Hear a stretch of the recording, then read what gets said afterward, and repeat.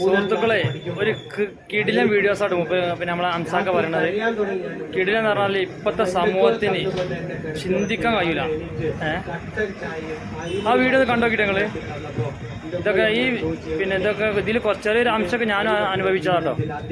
ചെറുപ്പകാലത്ത് ചെറുതായിട്ട് ഞാനും അനുഭവിച്ചതാണ്. അപ്പൊ നിങ്ങളൊന്ന് കണ്ടോക്കി.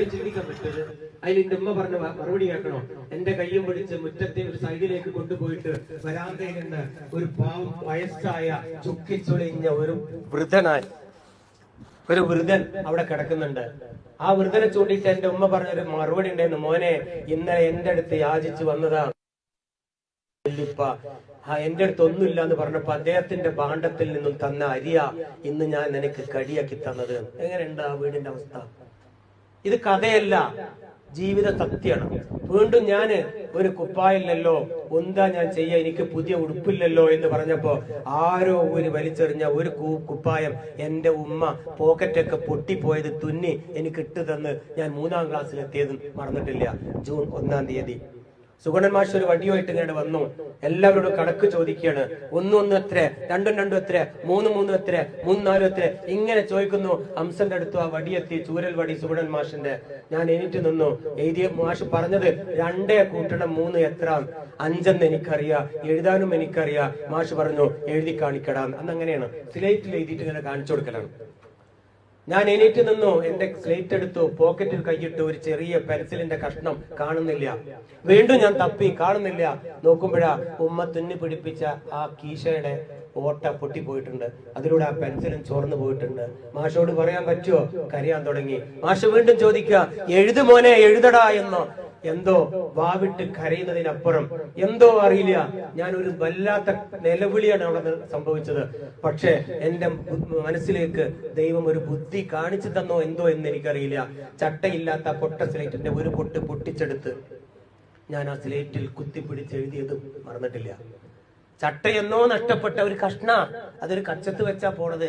ആരോ ഒരു വലിച്ചെറിഞ്ഞ ഒരു കീറക്കുപ്പായ ഇട്ടിട്ടുള്ളത്, ചുക്കിച്ചുളിഞ്ഞ കള്ളിമുണ്ട ഉടുത്തിട്ടുള്ളത്, ചെരുപ്പില്ല, പേനയില്ല, നോട്ട് പുസ്തകമില്ല, ആർഭാടങ്ങളില്ല, ചോറ്റുപാത്രമില്ല, കൊടയില്ല, യൂണിഫോം ഇല്ല. വയറ് പോലും നിറയ്ക്കാതെ സ്കൂളിൽ പോയ ആ കുട്ടിയോട് ഈ മാഷ് ചോദ്യം ചോദിച്ചപ്പോ ഇങ്ങനെ അങ്ങ് എഴുതി കാണിച്ചപ്പോ സുഗണൻ മാഷിന്റെ കയ്യിൽ നിന്നും ആ വടി താഴെ വീണത് ഇന്നും മറന്നിട്ടില്ല. അദ്ദേഹം ഓടി വന്ന് എന്നെ കെട്ടിപ്പിടിച്ച് അന്ന് പറഞ്ഞൊരു മറുപടി ഉണ്ട്. മോനെ, നീ പരാജയപ്പെടില്ലടാ മോനെ, നിനക്കും നല്ലൊരു കാലം വരോടാ. അദ്ദേഹത്തിന്റെ ആ പ്രാർത്ഥന നന്നായിട്ട് ഞാൻ വിശ്വസിക്കുന്നു. സുഗണൻ മാഷിന്റെ പ്രാർത്ഥന ഒരു പക്ഷെ എന്നെ എവിടെയെങ്കിലും എത്തിച്ചിട്ടുണ്ടാവുക എന്ന് പല സ്റ്റേജിലും ഞാൻ പറഞ്ഞിട്ടുണ്ട്. ഏതായാലും അത്രയും കഷ്ടപ്പെട്ടാണ് അവിടുന്ന് പഠിച്ചു വളർന്നിട്ടുള്ളത്. പക്ഷെ അപ്പോഴൊന്നും ഓർത്തിട്ടില്ല ഞാൻ നാളെ ഇതുപോലെ 1000 പേർക്ക് ഭക്ഷണം കൊടുക്കുകയില്ലേ എന്ന്. പക്ഷെ അതിനെനിക്ക് സാധിച്ചതും കൂടി പറയട്ടെ. വർഷങ്ങൾ മുന്നോട്ട് പോയി ഉപ്പയുടെ ഓരോ വിഷമങ്ങളും കണ്ട് ഞാൻ ചോദിക്കാൻ തുടങ്ങി. ഉപ്പ, സാരില്ല, എനിക്ക് സാരില്ല ഇപ്പൊ, അത് വേണ്ട, ഞാൻ സ്കൂളിലേക്ക് പോണില്ല, ഞാൻ പണിക്ക് പോയിക്കോളാം. അങ്ങനെ 6ാം ക്ലാസ് ഉപേക്ഷിച്ച് പണിക്ക് പോകാൻ തുടങ്ങി.